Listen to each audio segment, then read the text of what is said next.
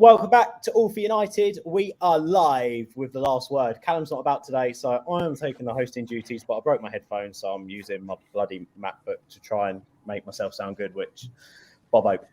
We're feeling summery, though. Summer vibes. What's the weather like over in the States, Temmie? It's hot. It's very hot right now, for sure. What about South Africa, Marcus? It's quite chilly, to be honest with you, but winter's coming to an end soon, so I'm looking forward to the summer. You almost went all Jon Snow then. Winter's coming. You did. Almost. Stu and James looking sun-kissed. Lovely. We've got a good show coming up, including a surprise appearance coming up in a bit as well. So I'll let you guys know who that is in a sec. Get in the live chat. Get in the comments if you're just watching back later on. We're going to have our final say, or the final say, on Manchester United's pre-season tour. So first of all, let's talk about standout performers. That's what the YouTube thumbnail says. That's what the title says. Standout performers. Stu, I don't know what you was expecting going into it, but just give me one name and why. Who was your standout performer on the pre-season tour?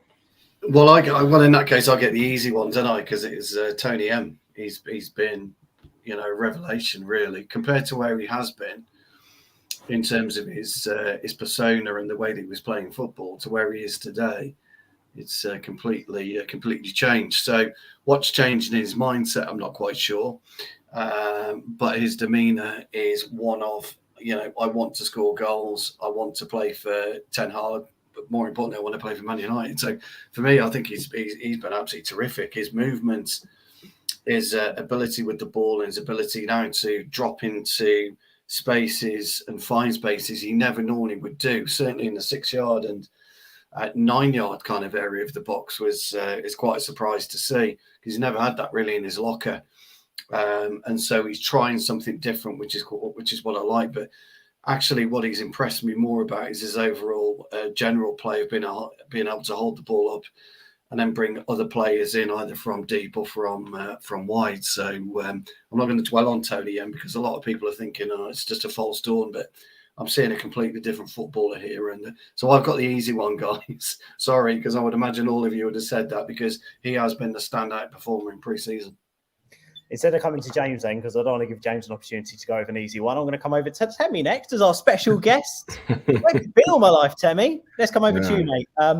Who do you reckon? Give us a name. If you can go different to Stu, please. Yeah, no. Obviously, I think Tony was definitely probably, if you want to give an award for, player of the preseason, it's probably him.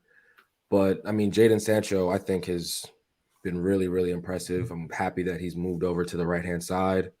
And I think we've been a very left-hand dominant, or left side dominant team, I should say, for the past 4 or 5 years, right, at least. And with Jadon playing on that side and potentially getting another right winger in the next, maybe Anthony or whoever it might be, it gives us more power on that side. But Jadon's been really good.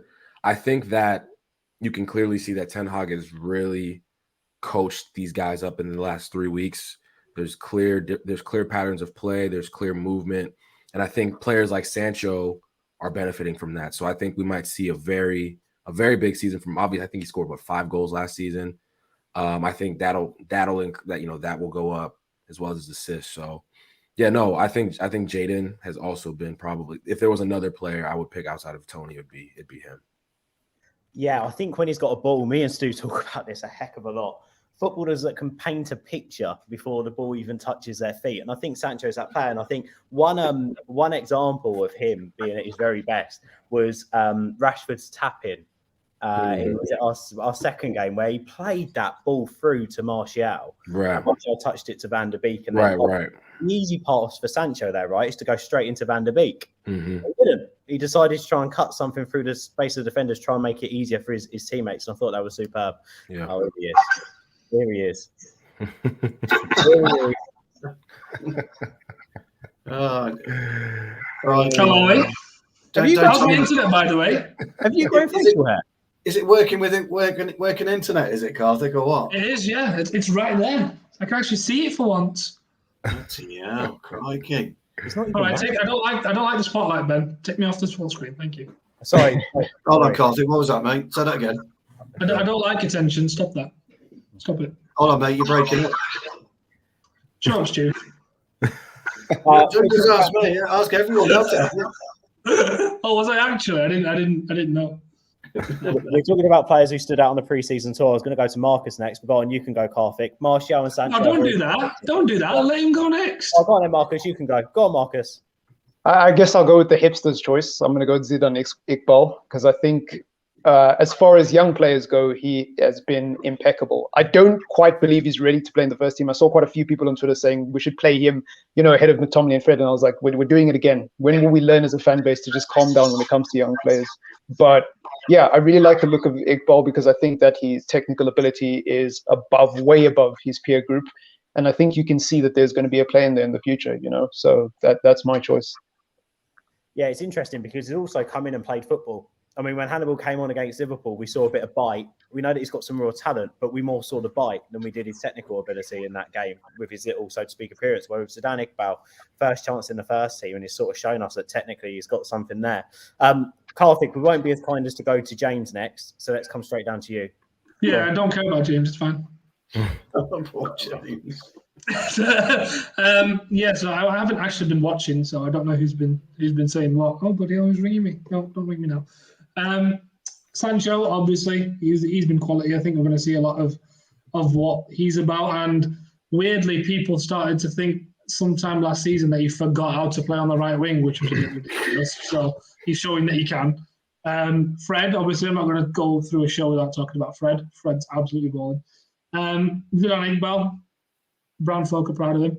And Martial's been nice to watch. I thought he's been doing well. I thought, hey, look at this. He can play football because he's got no competition. So, yeah.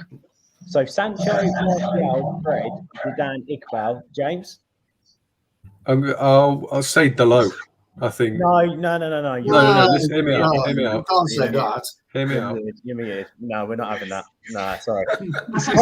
Why can't he say Delo? No, because Delo shouldn't be anywhere near the Premier League, let alone Manchester United. Ben's got a Delo agenda. He's like the number one hate account for Delo. We're not talking about Delo. That's interesting. Go on, James. Go on. Well, purely because I sort of agreed with you before the season started that he probably shouldn't be at the club. He'd be a backup at best. But I think the way he's sort of adjusted to Ten Hag's system, these inverted fullbacks that he likes to play, his ability to drop into midfield, I think he's done it quite seamlessly when it's a role that takes a lot of getting used to. So I think that's quite promising. Obviously, we've seen he's still not the fullback we need. We should still be going out to get a better fullback to play ahead of him, but he's 100% better than wan-bissaka. We've seen that in pre-season. He's already got himself an assist on his weaker foot. He's comfortable with the ball at his feet. So I think he's proven that maybe a right back isn't the priority this summer. It's definitely going to be one next summer, but I think if he stays injury free, he'll be good enough to get us through this season, get us into the top four and build from there. So I've been impressed with him purely because of how little, not respect I had for him, but how little expectation I had for him. I really didn't think he was going to be very good at all. I agree with that. I'm not his biggest fan either, but if we're being objective, he's looked good this preseason. I think he's especially with that Sancho combination, overlapping, being an offensive threat, his crossing ability. I think he's been decent, but again, I think it's not something that's long term. But yeah, I don't think he'll be the reason we're finishing. I've only just clocked that Tammy's microphone's changing colors. That's mad. Sorry. Yeah, I was going to say about Diego Delo. I feel like he gets a hard time because I've seen a lot of people saying that, where's this crossing ability? I thought he's supposed to be an attacking fullback. And it's like, I get why people are frustrated with him. Trust me, I'm not his biggest fan either. But I think that when it comes to Diego Delo, if you put your agendas aside and you actually try to watch him, there's so much more to being an attacking fullback than just putting in crosses. Like being in the right positions, occupying space in the final third, being involved in the build-up, like actually playing the ball and showing for the ball, giving people the ball in tight spaces. I think it's really important, and I think Delo does those basic things very well. The question is, can he improve in his defending side, and will he be a good long-term option? I'm still not convinced. He's a fullback, says Stu. He's a defender. Defend. Yeah. No, but the thing is, changed, mate. Karthik, it hasn't changed. I'm still there with it. Defend first, attack second. But I will say, and I will give Delo a little bit of credit. Going forward, he has matured and he has improved slightly as a player. But his position at the rear is shocking still. Now, I'm not saying Wan-Bissaka's is better, but as a one-on-one defender, which is where you really want, that's where you want Wan-Bissaka. You want a mixture, believe it or not, the two. You want Wan-Bissaka's tackling ability and Dalot's maybe offensive ability, and that's what you need, and we haven't quite got there yet. But again, what offensive ability? Well, I haven't quite said he got any offensive ability. Wait a second. I get the point you're making, right? And okay, if we look into stats or we want to have a look at a moulded modern fullback, then maybe Dalot shows signs. But if you watch Dalot over 90 minutes, he's shit. Like, it's as simple. Like, there's no agenda. Give us reasons. Give us reasons. Give us more than shit. Who's just given 3, which is poor positionally in defence. He's poor at tackling, and he's poor in his defensive third. He brings his centre back out of position 9 times out of 10, which then goes and sort of highlights defenders. For instance, Temi, you always talk about Lindelof. Well, when Lindelof's playing against Dalot, he looks shit, but that's because his fullback's never there to support him.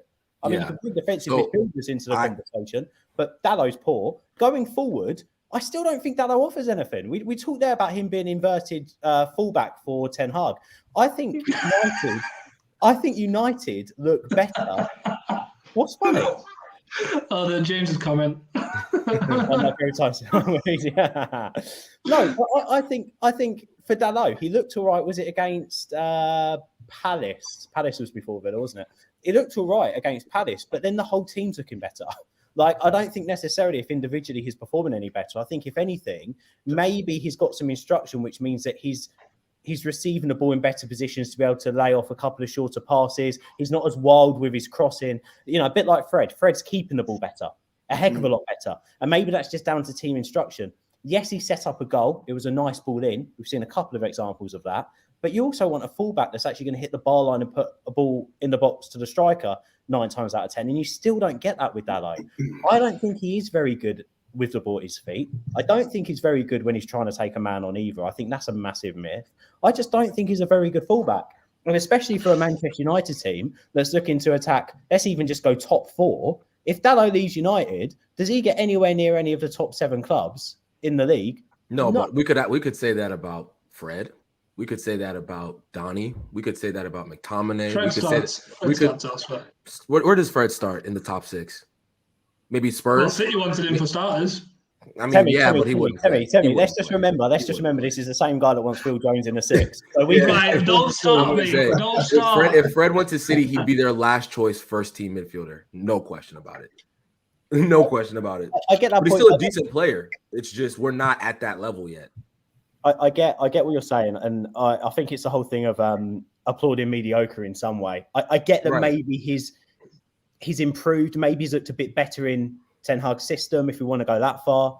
But I still think when you look at individual ability and even some of those games he plays across the 90 minutes, he's still not, for me, he still hasn't done anything to make me turn around and go, actually, right back isn't a priority. I think it potentially is. I think fullbacks are our biggest issue defensively. And I think Malacia has shown that by coming in and even performing half of his ability on this pre-season tour instead of playing there with instead of Shaw.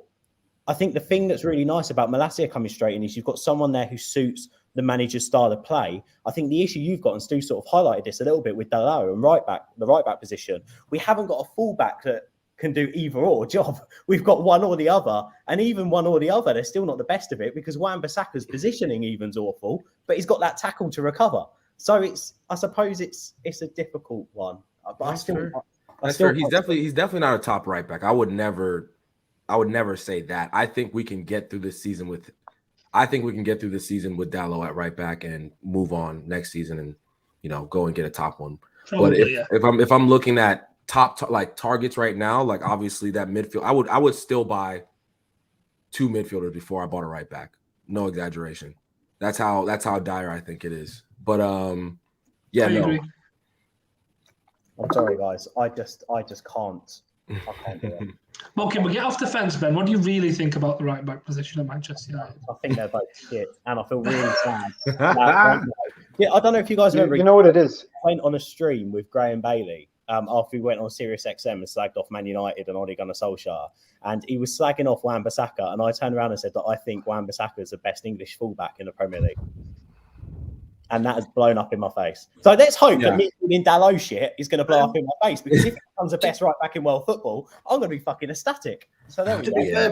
I definitely doubt on the Wan-Bissaka. He's got. To be fair, he hasn't had, the thing about Wan-Bissaka is he hasn't had the cover that he needs. And you make a really good point, and people forget about centre halves drawing fullbacks out of position.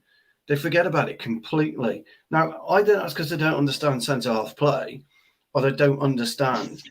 No, I'm sorry. I've said this before, and a lot of people don't. If you don't play centre half, you don't understand sometimes. And by stepping 5 or 6 yards completely out of position, fucks your fullback up big time. And if you haven't got the support from your winger or one of your inverted midfielders as cover, it's a real fucking problem. It's a real problem. And the thing about it is, if you look at where Dalot was for the first goal, Melbourne victory, everyone was slagging Maguire off. It was all Maguire's fault. Actually, it wasn't. Luke Shaw was on the halfway line. Lindelof had to come across to the byline to cover the cross, which then left Maguire exposed. Now, where Maguire was, and Marcus will know this, where was Dalot? 10 yards behind fucking Maguire.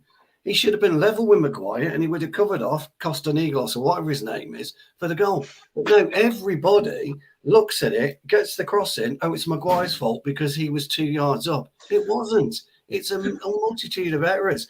And that's the issue where fullbacks and centre halves can make each other look absolutely stupid if you don't get it right and you don't communicate.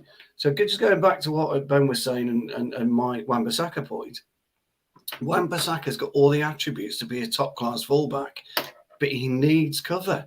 He needs cover. And then the situation where you've got McTominay and Fred won't, you know as well as I do, Fred hides during matches. McTominay hides during matches. McTominay hides during matches. Wait.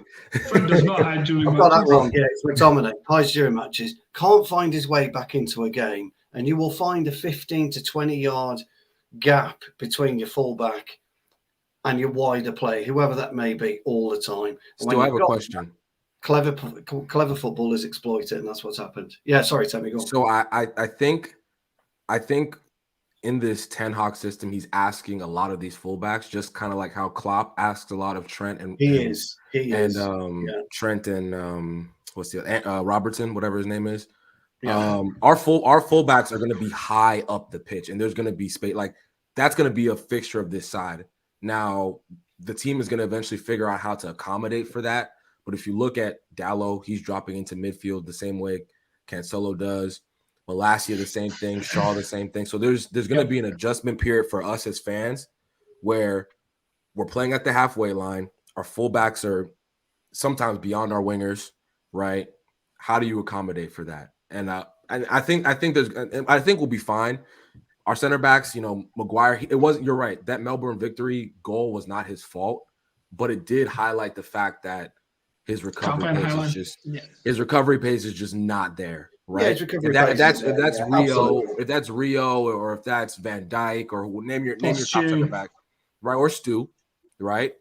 You can recover and you can make it a little more difficult. But is that not an example? Actually, this is a great point to move off on, because I wanted to say like positives and weaknesses or poor points of the preseason tour. Maybe that goal is something we can highlight as a place to sort of start pushing some constructive criticism on the side here. So let's start with that.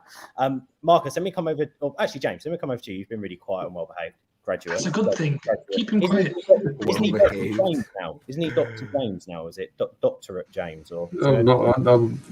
No, definitely not. No, just graduate. He's not smart enough for that. I've got another 10 years of study if I'm to be a doctor, yeah. I was going to say, James, on that. Oh, by the way, congratulations to a friend of the channel and former United player, Alan Tung, who also used to teach Karthik as well. He became a doctorate over this last week. Became a doctor. So well done, Alan Tung. I just want to quickly, the question, the point is going to come to that goal. Is that not a prime example of where maybe Martinez will fit straight into this side, James? Because Martinez is used to playing that high Ten Hag line. He also didn't have a very fast. Who used to play in defence next to him? Would it be Daley Blin? Blin was never blessed with pace, or it would have been Oh, what's this his year called? was Timber. This year was Timber towards the end of the season, yeah. And he does have pace, so I suppose a mixture of both. The question I was going to ask James was, would that be where Martinez slots in? Obviously, he's got a bit of recovery pace on him as well to cover Maguire, but also with like Shaw, if he is defensively miles out position, Malacia out position, at least there's someone there in Martinez who can pull him, who can communicate with him to make sure positionally he's in the right place. Yeah, I'd say so. I think going back to your point you just made, I think recovery pace in a high line isn't as important as if you've got a goalkeeper who's willing to come off his line. I think we played a high line with Dean Henderson and it worked pretty well.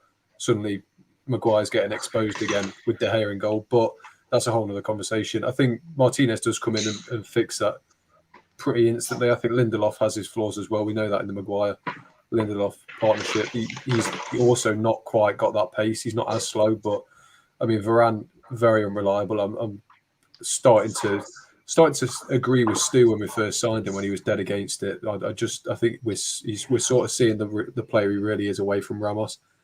I hope I'm wrong, but again, he has a lot of flaws. Recovery pace isn't one of them, don't get me wrong, but I just think Martinez alongside Maguire will do well because obviously Maguire complements Martinez's weaknesses quite well, if you can even call them weaknesses in the the physical presence, this, that, and the other. And then Martinez they're both very good on the ball. Martinez left-footed, which offers you a whole other attacking outlet. So his reading of the game is brilliant as well. So I think, my go-to partnership would be Martinez and Maguire, and I think those two together eradicate a lot of each other's errors. And if next season, I'm not saying we get Henderson back in by any means. I think we get a goalkeeper, a modern goalkeeper in behind them, and you suddenly have a very good defence there, a very good three at least, that little triangle.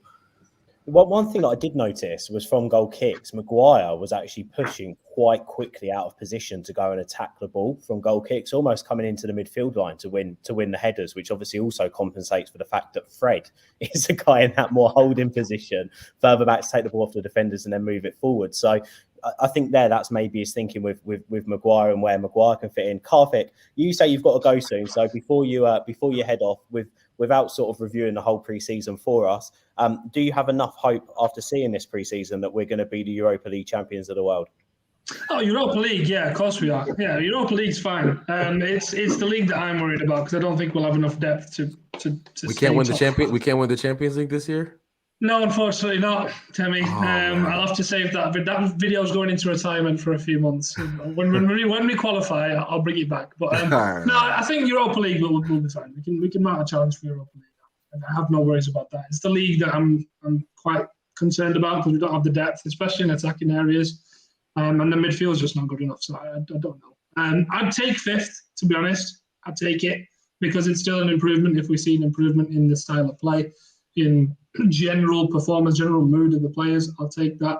And then go win the Europa League and an FA Cup. And that's a successful season in my eyes. I'll take it. Just give me something to celebrate.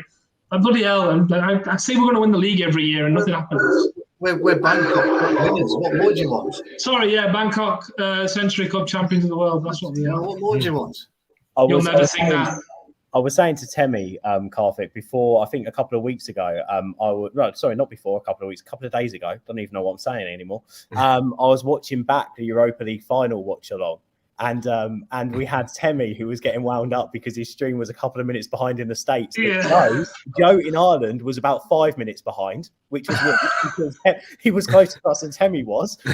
And then we had you just every single moment, a little thing happened going, no ref! What are we doing? That's just what I'm like. I can't help it. It was brilliant. We're gonna have to. I want to do more watch alongs this year, but they need to be in a better format. We'll do one for this year's this Europa League final. It's fine. Yeah, well, I don't think I can take that penalty shootout. I watched the stream back. I was nearly in tears when we lost that. I was literally. We'll be beating Arsenal 6-0 in the final. It's fine. Yeah. What I did like is 30 seconds into that show, and he'll watch this at some point, Neil Burton just let out the most crude joke at the very start of that show, and it just set the tone for the whole thing. So yeah, fantastic. And we had. Right, I'm going to go now. I'll leave James, and James can come out of his shell now that I'm gone. Yeah. Cheers, guys. Cheers, mate. I need to say something controversial before I go. Let's go with. I don't know. Just please sign Ruben Neves. There we go. Let's go with that. Sign Ruben Neves. Please. What is that on your bed? It's not a bra. It's my missus's bag. Oh, okay. And it's a table, not a bed. It's a table. It looks like a bed. I'm in a living room for once. I have a flat to myself now, Ben. Oh, congratulations, mate. I'm proud of you. Yeah, thank you. Oh, it's not to myself. My missus is right here, but you know. Okay, so it's her flat. Oh, brilliant. Yeah, please sign Ruben Neves. There we go. That's where I'm leaving. Bye-bye. Bye, mate. Bye-bye. Have fun now, James, and shut up. Come back for a full show soon. James, do you want to say anything after that? Thank fuck he's gone, sure. I just want to quickly get some comments in here, just because people are in touch. Connor's gone, oh, don't start still on De Gea. Henderson was never the answer. Jacob goes, modern fullbacks need to be much better on the ball. Last season, Cancelo made the most passes in the whole league. Guys, by the way, just quickly, what about a fullback as a number 7? Yeah, it was weird. That's Man City for you. He's a poser, isn't he? So he don't care. Oh, he's a poser. And as you can imagine, not many things get me riled up, but that really did touch a nerve the other day. Oh, sorry. Go on, tell us about it. No, the João Cancelo number 7 thing, it's a disgrace. It really is. I'm waiting for the triggered at the bottom. I'm just waiting for it. But yeah, your number 7 position is your wingers and nothing else. That's it. Your strikers are 10 and 9, unless you're playing one striker. Midfielders are 6 and 8 in an ideal world. Fullbacks are 2 and 3. Goalkeeper 1, 4 and 5 for your centre backs, and that's how it should be.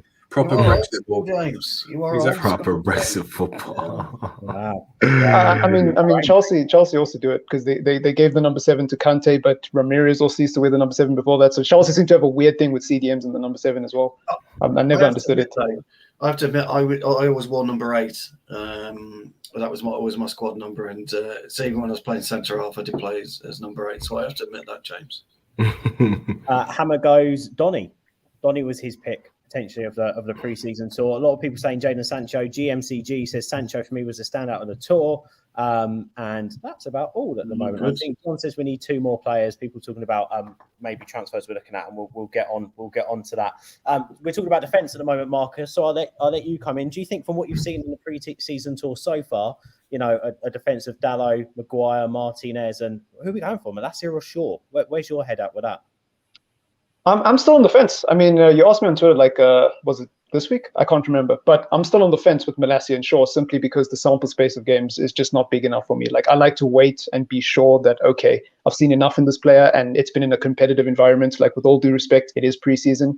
So, yeah, Malacia has looked amazing. Don't get me wrong. But at the same time, I still think that Luke Shaw can offer something for this team. Yes, he's been here for a very long time. Yes, he shouldn't be. He's still lucky to be here like a lot of other players. I get that.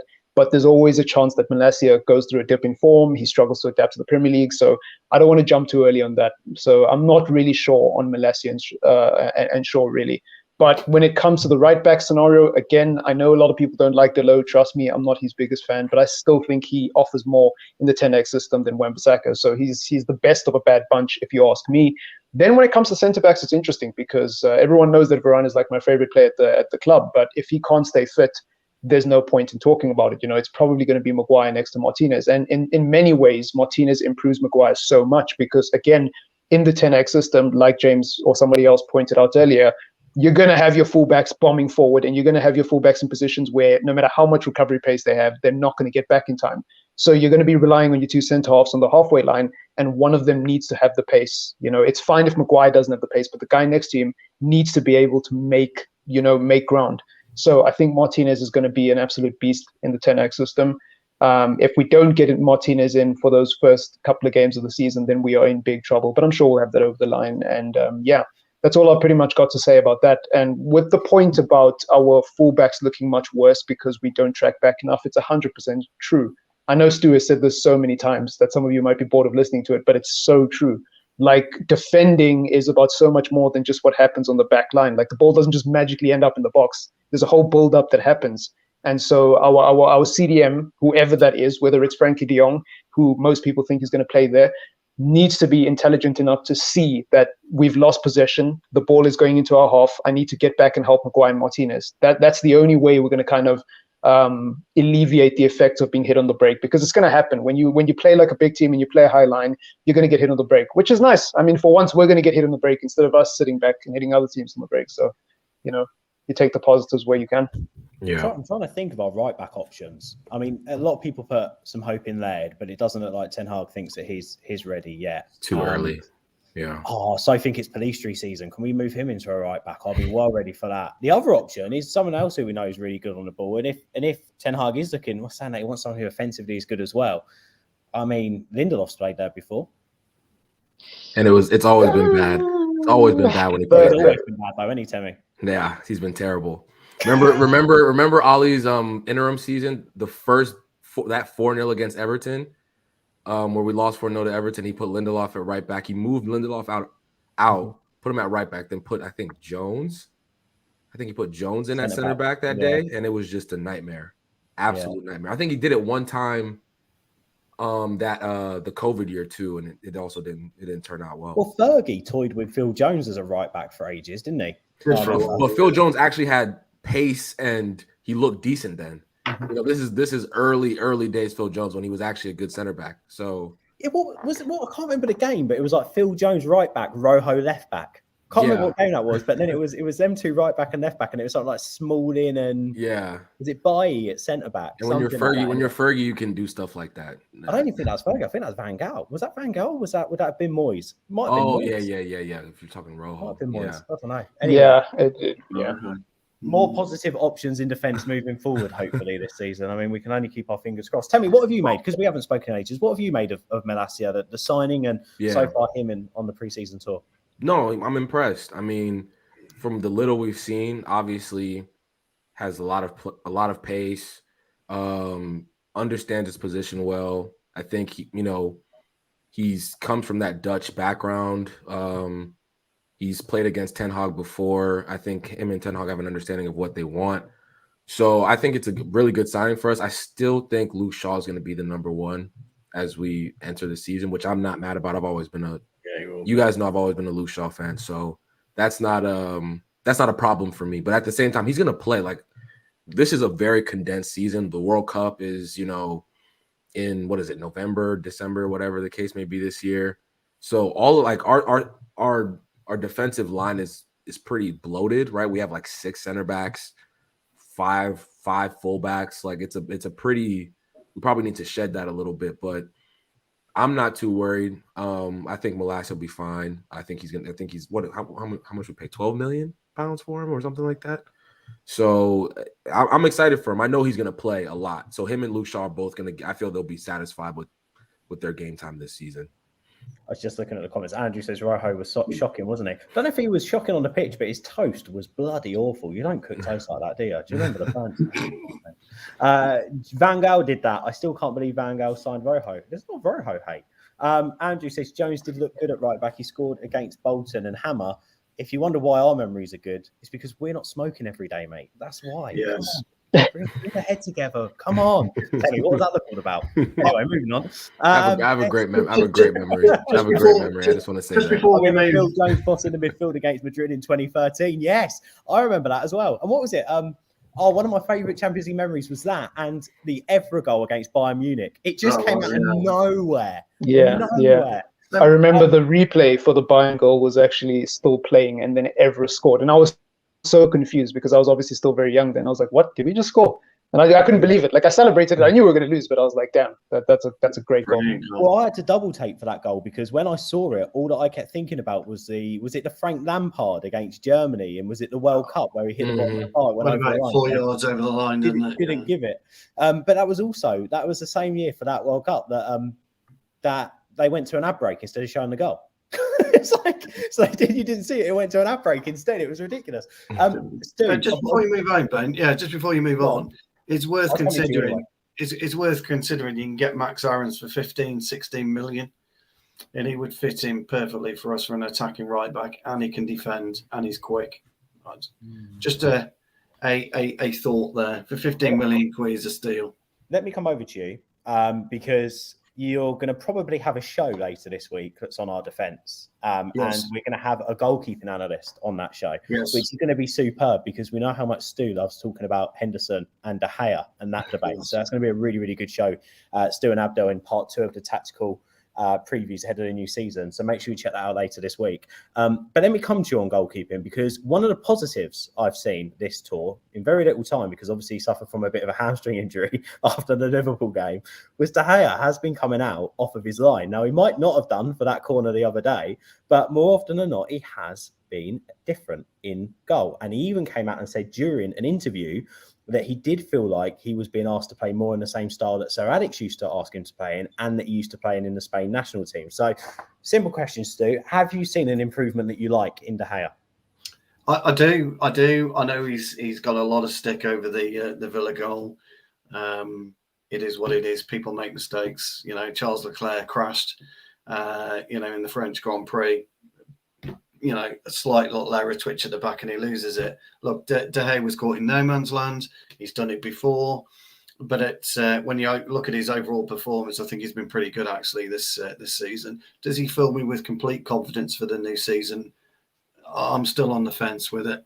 I'm still on the fence when he's got a 6'2" or 6'4" Haaland chasing him down. Is he going to bottle it? Is he going to wait for Martinez to stick Haaland back in his pocket, or is he going to come out and front him up, take the ball and take Haaland out, which is what you need from your goalkeeper? What Temi and Marcus and James are talking about the difference in speed, it is quite critical. So if we are playing this high line, and the fullbacks are cut up, you need this 10 or 15 yard closure of the gap in behind your centre halves. I speak about it all the time. I'm like a broken record about it, and everybody says, it's rubbish, it's rubbish. It isn't. You give any striker travelling distance, what I call free travelling distance, it gives him time then to decide what he's going to do with the football. If De Gea can cut that down in half, then it gives him a less time. It's more of a split second. You know what it's like, Ben, when you've got the ball, when you're on it on a Monday or a Wednesday night with your lads and you're deciding what to do with it, you've got that speed of brain, speed of thought within your brain and your feet to do something about it. A goalkeeper's got to have the same attribute as what you're doing when a midfielder like a Christian Eriksen is looking for the killer pass to Cristiano Ronaldo or Donny van der Beek, Sancho, whatever. Goalkeeper's got to do the same. He's got to preempt what's going on. He's going to be able to read what's going in behind him. So the guys make great points about differentiating in speed, because it is absolutely critical. Now, I wasn't rapid, but I was okay. I could kind of recover over 10 yards. I wouldn't be able to recover over 20 yards, but I could recover over 10 yards. And that's the critical part of defending, is covering over a short period, not the long period. So if you can't recover over 10 yards, you need help, and that's where your goalkeeper comes in. That's my biggest worry. But I have seen a massive improvement with his feet and his ability and his indication to actually want to come out and cover more of the area than what he's done. Is he my kind of goalkeeper? He isn't. If I was playing in front of him, I would still worry. But I've seen a big improvement in pre-season. Yeah. James, do you want to jump in there? What have you made of De Gea, and what did you make of that last-minute goal we conceded against Villa?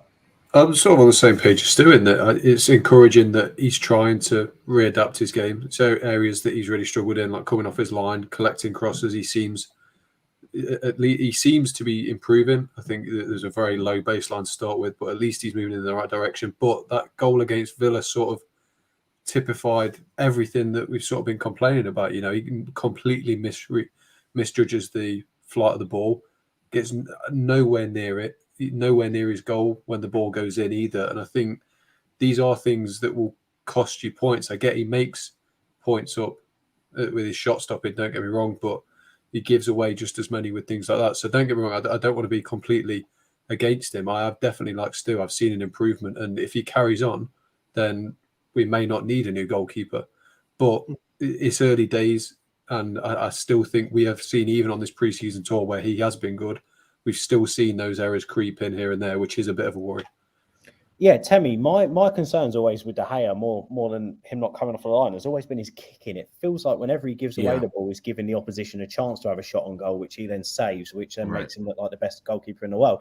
But on this tour so far, it does look like Ten Hag's been getting the keepers involved in the rondos, been getting them involved, so to speak, in the passing, drills, etc., etc. And we've been seeing from even the first couple of games, De Gea's passing accuracy is a heck of a lot better.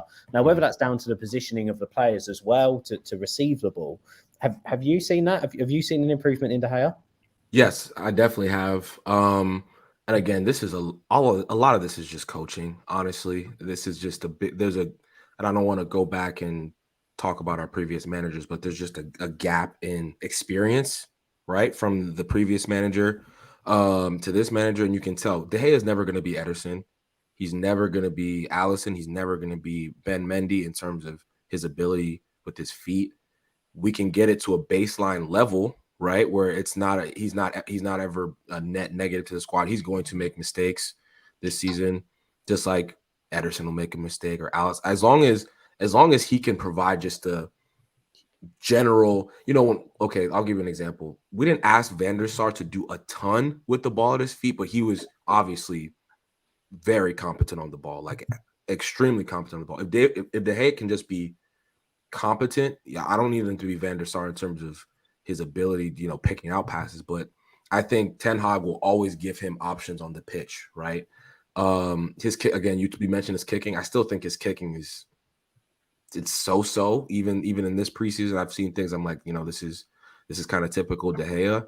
But if I know there's the whole Henderson discussion, I've never been sold on Henderson for one moment. So I'm not worried that he moved out on loan or whatever the case may be. I still think even if he was here, De Gea would have been our number one keeper, or the manager would have, not been inclined to just loan him out. Yeah, no, I'm completely with you, Marcus. Let's get a final word from you on De Gea.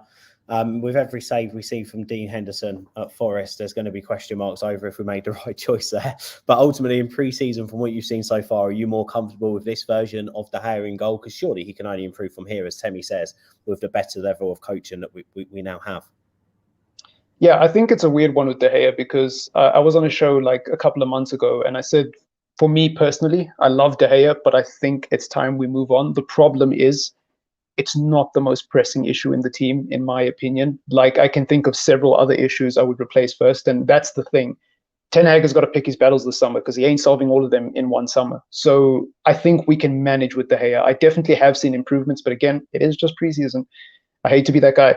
I don't know. And every time he makes a mistake, we're going to see the Henderson compilations. We're going to see the failed compilations of De Gea. We're going to see our fan base trying to pin these two players against each other. I'm with Temi. I'm not sold on Henderson. I just feel like, again, the sample space of games is not big enough. Keeping for Nottingham Forest and keeping for Sheffield United is way different to being a Manchester United goalkeeper. For one, under Erik ten Hag, we're going to have a lot of the ball, which means as a goalkeeper, you're not going to be making as many saves because we're not going to be getting peppered that much. So by that logic, you're not going to be as busy as you are at a Nottingham Forest, at a Sheffield United, or any team that's in the lower half of the table. So naturally, you're gonna be like required to make 1 or 2 saves a half, maybe 3, maybe 4, and that takes a lot of concentration because you spend a lot of time just standing there doing nothing, and then out of nowhere you've now got to be alert and take a chance. In some ways, it's easier when there's constant action because you get into a bit of a rhythm as a keeper. And even if you concede, it's not the end of the world. You play for Nottingham Forest. Nobody cares. As long as you make the 7 saves afterwards, nobody cares about the 1 goal you let in. So it's completely different, man. And I'm not sold on Henderson, but at the same time, I'm not sold on De Gea either, but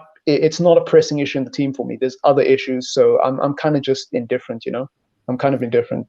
Yeah, but positive changes happening and clearly the coaching paying dividends. And talking about the coaching, I've got a point for each of you on pre-season, and I've just got something else I quickly want to cram in about transfers and current Manchester United news talking points to end the show. And guys, if you've got any questions, get in the live chat and we'll try and get through a few of them before the end. Stu, fitness, we talk about it a lot.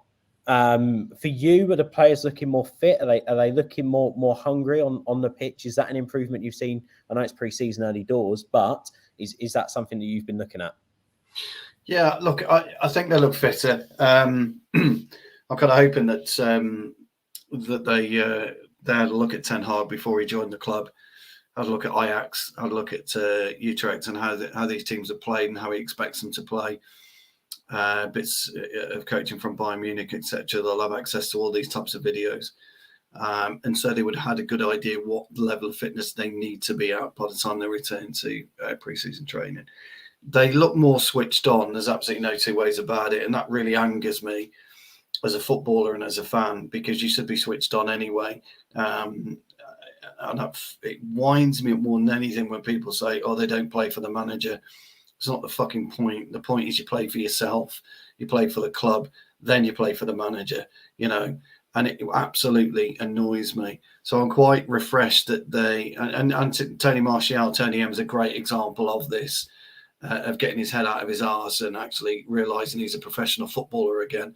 We haven't really mentioned Marcus Rashford today. Yeah, he scored a couple of goals in pre-season. I think he's looked quite sharp. He's still got the tendency to fall back into his dumbness, trying to shoot from 25, 30 yards. But you need to kind of encourage that with him. But he looks a different type of player. He looks bigger. He looks stronger. We look fitter as a unit. Even Luke Shaw looks fitter as a person and as an individual. We mentioned De Gea. I'm liking Maguire at the moment. Lindelof looks sharp. Varane, for whatever reasons, had his problems again. It's one of those. And then the youngsters, for me, Charlie Savage has come in. He's put on a bit of timber over the summer. He's looking quite a nice little tidy footballer. You mentioned Iqbal's kind of qualities. So I think all in all, we do look fitter. I will say this about pre-season, though, and I'll just very, very briefly touch on it. The way that we played against Liverpool to the way that we finished our pre-season, we've kind of dipped in our performances over the last 2 or 3 matches. That isn't a concern because it's just a way that they're trying to understand the Ten Hag system. But their fitness from minute 1 to minute 90 or minute 95 has been pretty good, even on that woeful pitch in Perth, which I haven't seen a pitch like that since the 80s. I mean, crikey, it was awful.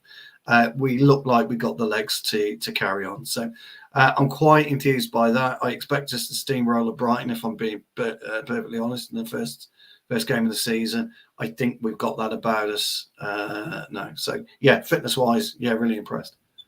What about team cohesion, James? Do you think, by the way, quickly, just really quickly, Stu, do you find it, only because it's just popped in my head, quite ironic that players like Bruno Fernandes and a few others have come out and said that this is the fittest I've ever felt after like 2.5 weeks of pre-season training? Like, I felt fitter than I did last season or the season before. That to me, just like as a professional, sure you'd have a standard of fitness and you would live and breathe by that. Like, I was about to just say to you now, when you asked me that question, my response would have been, I'd be very, very careful if I was Bruno Fernandes or any professional footballer saying I feel fitter, because you have a duty of care to yourself, first and foremost, to be as fit as you possibly can.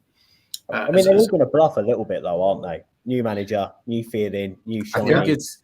I think there's, like gym fitness, and then there's grass fitness, if that makes sense. Right. So I think that players, I think every professional like football player has a baseline level of fitness, but then when you get to the training pitch and then your coach, like, okay, I think everyone saw the famous Conte 42 pitch run video or whatever. Yeah. No player is gonna do that by themselves, right? There's no one's gonna do that just on their own. You might run on a treadmill for 5 miles or whatever you do, but there's like a mental thing that coaches have where they're put, like, if they're our top coach, you have your idea of what's fit, and then I have my idea of what's fit, right?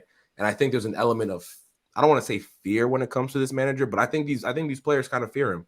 Like, he set a standard, and if you drop below that, it's like Bruno said in his interview, like, everyone has this, like, everyone knows if you don't meet X standard, you're not going to play. And I don't think that was there previously. So, well, can I hit on that, Temi? Because that was actually going to be one of my questions. One of my questions was going to be around the standards being set by Ten Hag. And I'll come back to James on like cohesion and link up and morale, etc.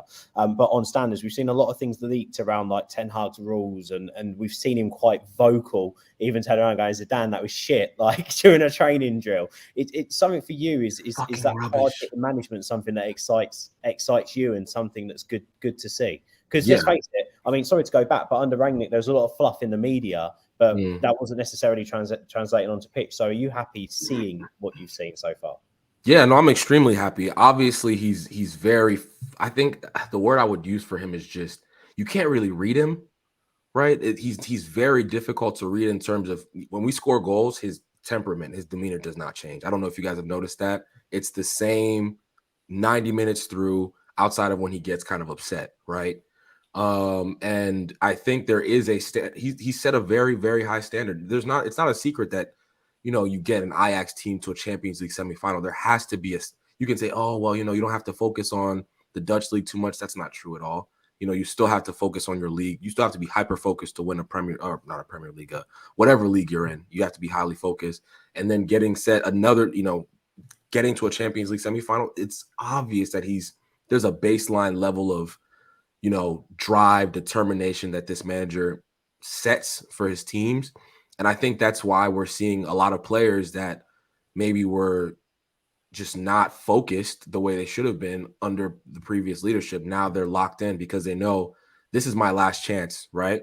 You know, if I mess up this season, I have nowhere else to turn, right? So, and that's a very daunting thing for a Manchester United player. So I think that's why, you know, for me, the transfer window doesn't matter this much that year. It doesn't matter to me that much. Obviously, do I want De Jong? Yes, but if Ten Hag can get 15%, 10% more out of every single player, we're going to be 10 points better, right? Yeah. In my opinion. So that's more so what I'm focused on than anything. And to answer your question, I do think he's just set a very, very high standard, and these players are going to have to live up to it. And I think what's actually quite exciting about that in some ways is that this season, if certain players don't give that extra, like you say, 10%, and he doesn't get that 10% out of them, you obviously need a season to be able to see that. Obviously, some you'll be able to see straight away in pre-season, but you'll also see that across a whole season. Right. I think this is why Ten Hag needs time, right? Because those standards he sets are so much higher, and they're incredibly high, that a lot of these players aren't going to make it to there. So he needs a couple of transfer windows to get out and get in exactly what he needs. Nothing's going to be completely fixed this window, but we might be able to put some band-aids, some plasters over areas that allow us to be able to push on and to at least be able to push into the Champions League and be competing more and closer with obviously Liverpool, City, Chelsea. But that's also why I'm not as concerned about the fact that, you know, we haven't got all our signings in yet, or we haven't got all the players that we needed to get out yet. I think a lot will come, and we'll get onto some of those rumours in a minute. Let me come to you, James, quickly. What about togetherness within the team? We've seen a lot of behind-the-scenes footage from the pre-season tour. It looks like players are getting on really well. It looks like team morale sort of there. The forwards are flourishing together, and it looks like there's quite a nice bit of unity there. Even Martial smiling. Is that a positive for you coming away from pre-season? Yeah, obviously it's always going to be a nice thing. This is a team which is becoming abundantly clear it relies on the morale it's got. We played our best football under Ole when everyone was so unified, so together. And then, you know, a bad start under Ole, everyone gets torn apart. Ranić coming in, who's pretty divisive anyway, tears it apart further, and that season was just a mess. So you're playing good football, you're getting good training. It's hard not to be happy. Obviously, we only see what they want to show us on social media. That Bruno vlog from the plane was great, don't get me wrong, but it was completely, what's the word? It was generated. It was generated purely by the media team, don't get me wrong, but it's nice. And then the cohesion on the pitch as well. I'm really surprised to see how quickly Ten Hag seems to have got his ideas across and how much of an impact he's had in such a short period of time. I think it's quite pleasing, one, that he is capable of doing that, and two, that the players seem to be believing in him. They're giving it a go, aren't they? Which we didn't see under Ranić. They were nowhere. They did not care about what he had to teach them at all, how he wanted them to play. They just did whatever they wanted to do by the looks of it. So cohesion looks good. The mood looks good. It seems like they're finally behind the manager again. So I don't want to get excited because it's United, and they will always. In living memory, I've not known them make me happy for a sustained period of time.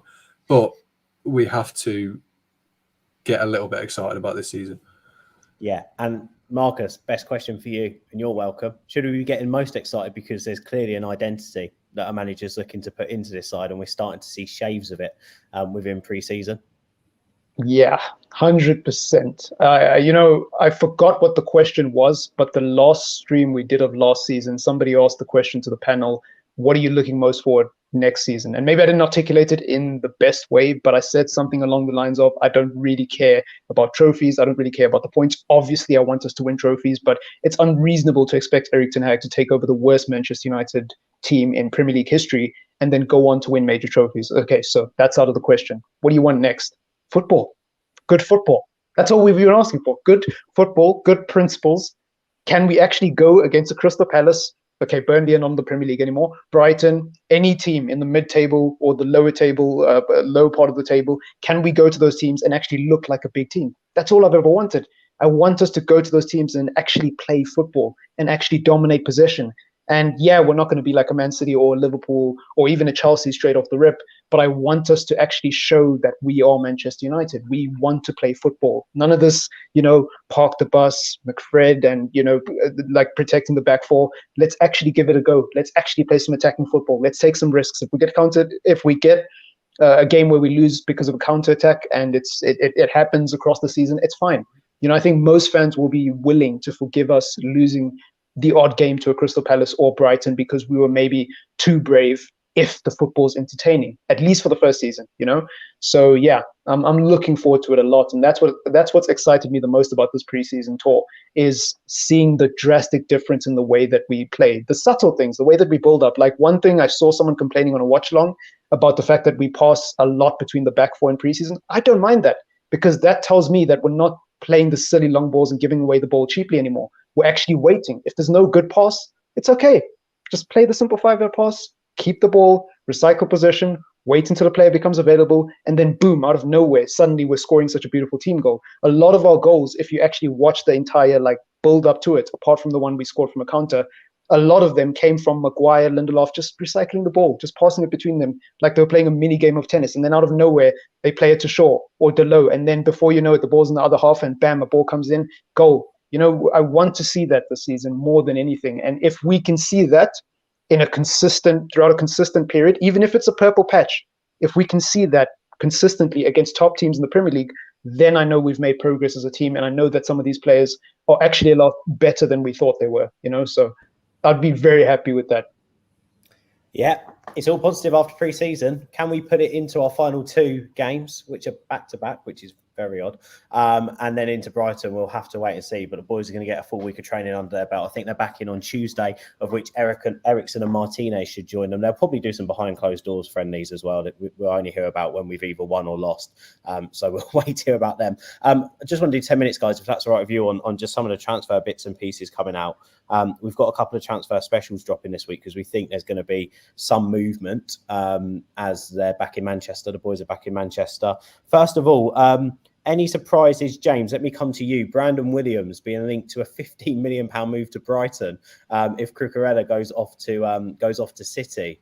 God, that's good business, isn't it? Yeah, I think it's one of the first times United have sold a player and it represents their actual value. You've got Brandon Williams who could be getting sold for £15 million when Eric Bailly is being quoted at less than 10. I think it's baffling. I think obviously English tax comes into that, but I'm sort of hoping City do this Cucurella deal now because you'd bite your hand off for £15 million for Brandon Williams, given what we've seen of him since he's come into the first team. I think he's at an age as well now where he's not going to improve much more. He's 22, 23. That's sort of in the modern game, that's your sort of cut-off point where that's the player you're going to be for the rest of your career. So I think if you can get good money for him, that's an extra £15 million to spend as well. Pure Glazonomics, I know, but it takes that net spend down, gives you a bit more budget. I think it's a really important deal to be done if it can be done. Yeah, Temi, also a lot of talk around United not being done yet when it comes to Anthony from Ajax. I really can't see this £65 million, £70 million transfer fee being reached. What do you make of Anthony, A, and B, should he be a target that United are pushing for that kind of money? So I haven't watched a ton of him. I probably watched I'll just say 3 or 4 games. He's a decent player. He's a good player. He has pace, good dribbler. Obviously is, Ten Hag's a big fan, played him a ton of minutes.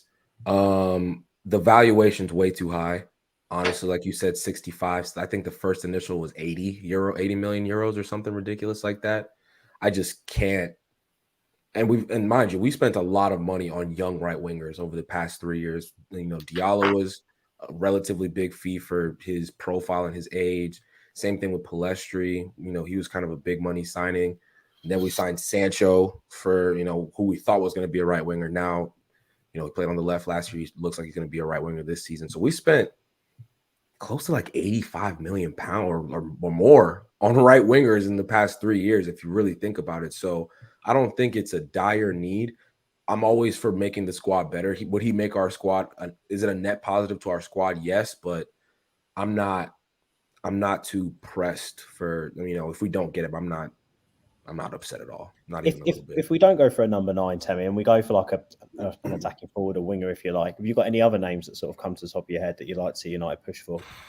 Honestly, no, because I haven't thought about it. Like I genuinely have not thought about it. I'm imagining Ronaldo's going to come back into this side because he has nowhere else to go. So I think he will be a part of this squad, and I think he will play because the fixture list is congested. And yeah, just like I mentioned, transfers this season. Like I talk about it because I have to talk about it, but again, it's not. We have a lot of young talent, like a lot of young talent, on that end. And I'm not expecting us to get top 4 this season. I don't know about how the rest of the team feels. I think 5th is really where we should finish. If we get 4th, that's a huge accomplishment to me. Like Marcus said, I think because we live in a very rushed, like popcorn, society where, we just want things to happen really quickly. Literally last season was the worst we've ever been in the Premier League, the absolute worst. And I know a lot of fans think we get a new manager, we buy some players, now we're going to be right back into it. No, it's not going to work like that. I think that we can't compete for trophies. We may win Europa League. Who knows? I think that's attainable, but I would be more interested in seeing these young players play and, kind of the squad we have now, plus maybe De Jong, right? And I'd be completely okay with that. Yeah, it's interesting, isn't it? I mean, it's Pellistri season, so while we're going for a winger, I don't know. Pellistri season, guys. I'll give it 2 weeks before he's on loan. 2 weeks. Yeah. Well, he shouldn't go on loan because wherever he's going to go, he's going to win major trophies because it's Pellistri season. He needs to be at Old Trafford on that bench so we can make up the 5 substitutes. And after the World Cup, he'll be starting because it's Pellistri season. I'm telling you, Uruguay in the World Cup. Yeah, they made it. Yeah, they made it. Yeah. See, it's Pellistri season. He's going to win the Golden Boot at the World Cup as well. You mark my words. It's Pellistri. You don't think you'll be in the? You don't think you'll be in the 23s, James? No. It's too good for 23s. It's concerning me though. It is concerning me how obsessed Ben is with a teenager. It's probably not the first time either. If he wants to go to the World Cup, he's going to have to play. He's going to be a starting right winger. Anyway. Area caution. If we do go balls out for Anthony, 60, 70, 80 million euros or whatever, this ridiculous price that's been quoted, and it is a ridiculous price, and he's nowhere near worth that type of money, it would lead me to believe that the De Jong deal isn't likely to happen because there's no way United will wrap the 2 of those up. It's way too much money. So the problem that we've got at the moment now, and I hate this about football and teams in general, is we are still looking for 2, probably 3 signings. And if we spent so much money, wasted time and effort on Frankie de Jong, which has been an absolute farce. It's Sancho 0.2, isn't it? Again, it's just ridiculous. Sometimes you just got to learn to and move away. Then whenever we go knocking for a Milinko Savic or whoever, it doesn't really matter, whoever, a Marcel Brozovic, who I'd love, by the way, because I think he'd be perfect for us. You've just used that whole thing as an excuse to just throw that in there, haven't you? And then your money, your money is just going to go up and up and up and up and up. And can I just say, situation now, unfortunately. Box, I agree. He's got to play. Pellistri has got to play. If he wants to go, it's not Pellistri, it's Pellistri. Pellistri, sorry, got that wrong. Crikey. He's number 1 fan, Stu. He's not going to play. He's not. No. What I mean is he's got to play. If he wants to go with Uruguay, he has got to play. There's something to remember about old Pellistri. He is highly regarded in Uruguay. And it's a tough country to be brought up in. And it's a tough league for young kids. What is he, 19? Even at youth level. He's about 19, yeah. He's about youth level. The problem he's had is the Alaves loan was a complete waste of space. And if I was him, and I was on a show the other day, and somebody was completely misinterpreted what I was going to say. And that is, if I was him and we can't fit him into our squad, I'd send him out to Simeone at Atleti. And now, I'm not saying he's going to play for Atleti, but what a way to learn your trade. The type of manager you're going to get working with Simeone and working with Ten Hag would be absolutely invaluable to him. So that's what I would do. Yeah, but he's going to start for United, so it doesn't matter because of course it's Peastry season, isn't it? Yes. You've mentioned De Jong, so we might as well talk about De Jong. I find it baffling that reports in Spain tonight are suggesting that he's going to take another pay cut. The reason why that's baffling is because if you put all the money together, that means De Jong, in favour of Barcelona, is going to miss out on £26 million in wages just to stay there, which is. There's absolutely no chance. That is the pro-Barcelona press just trying to blank it up. So it's if he does go, oh, he chose not to go. Oh, he chose to leave. Blah blah blah. So really, really weird. Secondly, Marcus, how much can we read into this? I found Xavi's comments on De Jong playing centre back next season absolutely bizarre. It's almost like he's been told, if you stay, someone put it online, our backup centre-back next year, and you're not going to play in your position. What do you make of all this, Marcus? It's a really weird situation.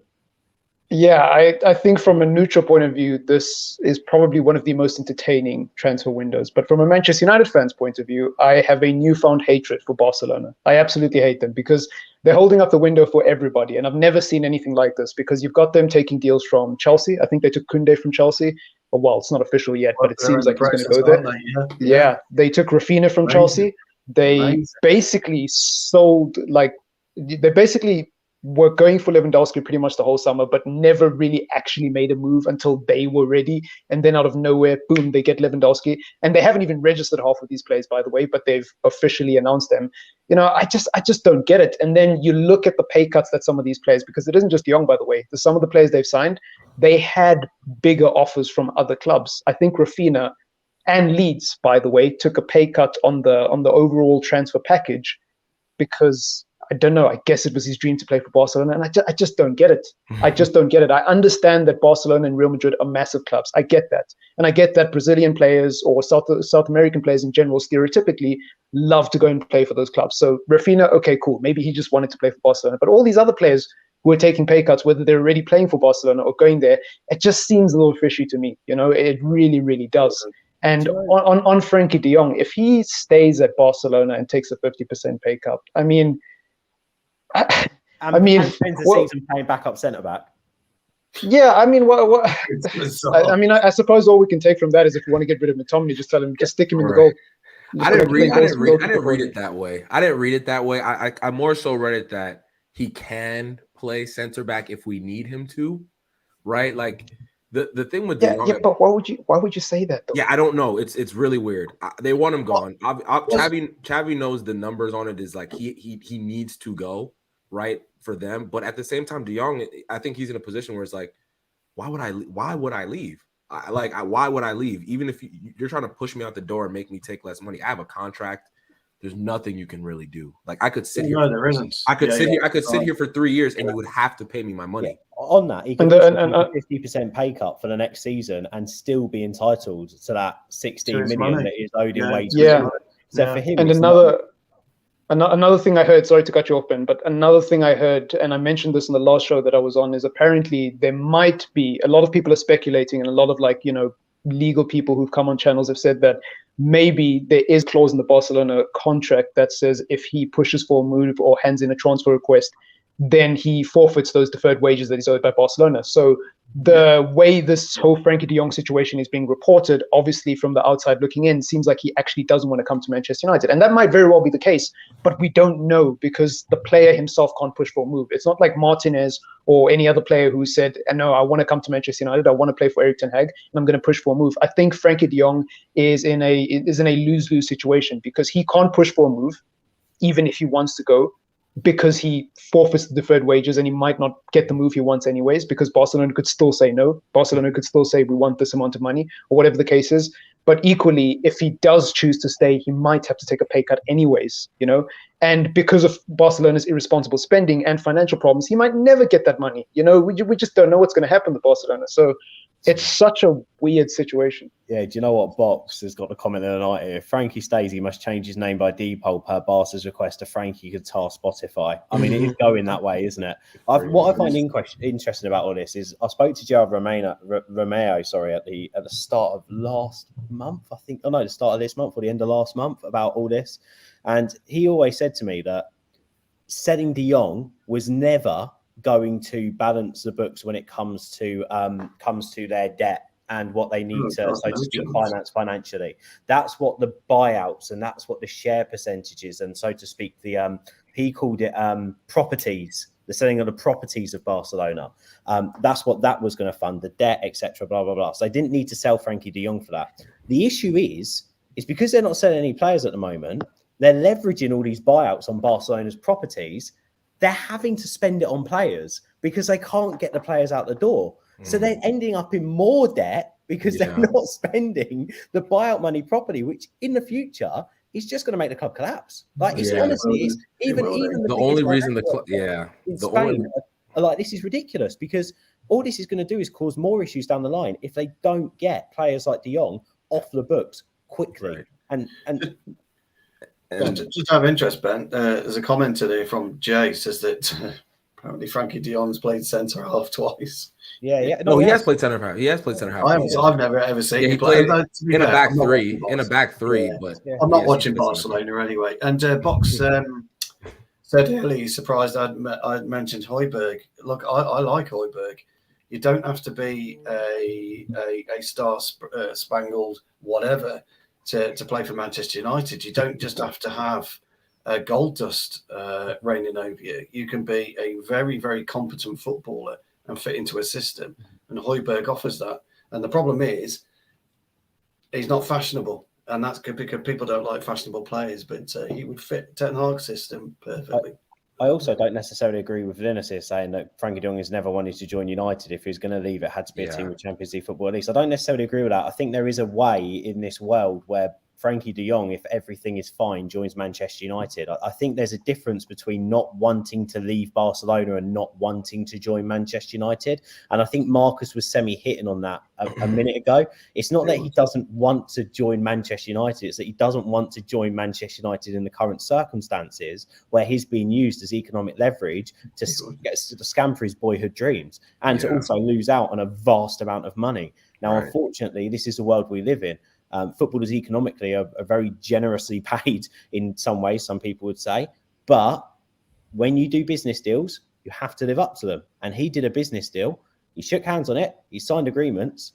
And the other side and the other party are not living up for it. So why should he abandon, of course, his side of the deal? It's only athletes we ask to take less money at their jobs. It's only athletes. Yeah, agreed. Can I also say, like, what people don't realize is Erik Ten Hag would have spoken to De Jong in some capacity. Like, I don't know about going as far as saying maybe they talk to each other on WhatsApp. However they communicate, Erik Ten Hag would have had conversations with De Jong, and there's no shot he would have. Yeah, there's no shot he would have picked up the phone to Frankie, and Frankie would have been like, "I don't want to come, boss," and he's like, "Okay," and then let's keep pushing for him. No, like, obviously there's been a conversation between Erik Ten Hag and Frankie De Jong, and there's a mutual understanding. There must be some sort of signal between him, whether it's him directly or his representatives. I think somebody must have said, you know what, Frankie actually is open to a move, right? Like, he wants to stay, but he can't stay, so he's actually open to a move. I think that's what's going on. Ten Hag is convinced De Jong's joining. I think he's 100% convinced De Jong's joining. Yeah, I'd agree with that. I don't think you don't get this far into, at least clubs. Yeah. Clubs don't get fees agreed without figuring out if a player is generally interested in joining a club, right? Now, does it, like Ben mentioned, is he desperate to join Manchester United? No, but that doesn't matter to me at all. Like, I think the biggest challenge for him is on a personal level. I think I heard that, he just bought a house, right, in the Catalan, Barca area, whatever the case may be. He feels settled, but at the same time, I think he would definitely be. You don't agree an 85 million euro deal without figuring out if a player is at a minimum okay with it, right? I think the issue is he wants to get paid his money, which is completely 100% right, completely 100% okay. And when he gets paid his money, then he can say, okay, let's talk about this. Let's figure this out. But that's the challenge. And I watched there was a great video I watched on how Barca essentially has ruined football like over the past like 6 to 7 years. Like the Neymar deal started Liverpool's ascension. It blew up the transfer fees and the market. It was a great video. I gotta find it. I'll send it to you guys. But like Barca have been a cancer for like football for the past. And another thing people don't understand is they don't have an oligarch like the Glazers, right? They're run by the people. The people appoint a president, right? The people appoint a president. The president is tasked with handling the finances, the responsibilities. They don't really have money. Like we have money because of the Glazers. We have billionaires. We're backed by billionaires. They're not backed by billionaires. They're backed by a city. I actually think, though, Tammy, I think you're absolutely right. I really do agree with you. And PSG are complicit in this as well as so Man City. They're all complicit in this, but Barcelona particularly. And it really started, back in the 90s with Real Madrid and the so-called Galacticos. But it needs a club like Barcelona to fail. It really does. It needs a club like Barcelona I think they are. to go extinct. I don't think they'll go extinct only because I don't think they will. They can't allow it. They can't allow it. It won't be allowed. You're absolutely right, but it needs it.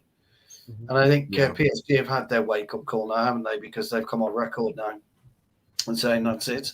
They want rid of Neymar, and it's only going to be Parisian-born players and Parisian players moving forward. Right. And it's too long. I was reading something the other day. Somebody said that if Guardiola buys Cucurella, he spent something like 250 million on fullbacks alone, not the back four, just fullbacks alone. And this is the problem with modern day football. And so it does need Barcelona to be on the brink. Yeah. If Barcelona was anywhere but Spain, they would have collapsed by now. If they were in Germany, they would have collapsed. If they were in England, they would have collapsed. But because they're they're just so it's not like Bayern isn't ingrained in Germany, but there's just rules around. There's just stricter rules around finances and how the club operates because they've been so poorly run over the past 5-6 seasons. They don't have an owner they can rely on. There's no checks and balances outside of appointing a president, right? Financial fair play isn't helping. Barcelona is run like a political party. Yeah, they're run like a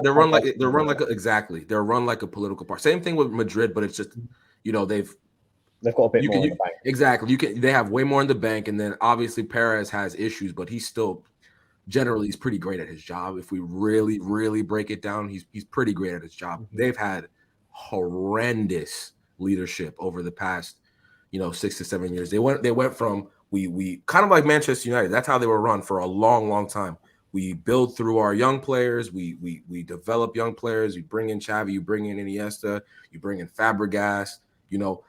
Now they went to when they sold Neymar, they panicked and started 100 million pounds on Dembele, 120 million pounds on Coutinho, and just Griezmann as well. Griezmann was 100 million pounds. And then the wages are what 500,000 pounds a week and things like that. Griezmann was on 950 grand a week. Yeah, it's just 950 grand for Griezmann. What was it, Messi on 1.4?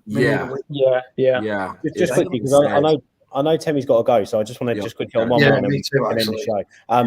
To Hamish just put, you think Ten Hag doesn't care about the time frame because Frankie knows how to play the system already, so whenever he comes, he comes. I think only in the past couple of years has a big thing been made about how you incorporate a new signing into a team for 3 or 4 weeks before you throw them in. I've never known a club to sign a player, and if they've been signed to start, you don't just throw them in anyway. So at this point, I don't really think it matters, and I think with a player of Frankie de Jong's caliber, he should go into any team. He should be able to jump into any team. Just quickly, just in one word, where are our heads now at then with de Jong? Are we going to sign him, Stu?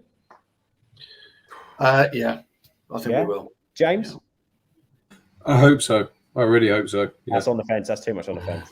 Well, I don't think we're going to sign him. No, but I want it. No. Oh, interesting. Go on, Sammy.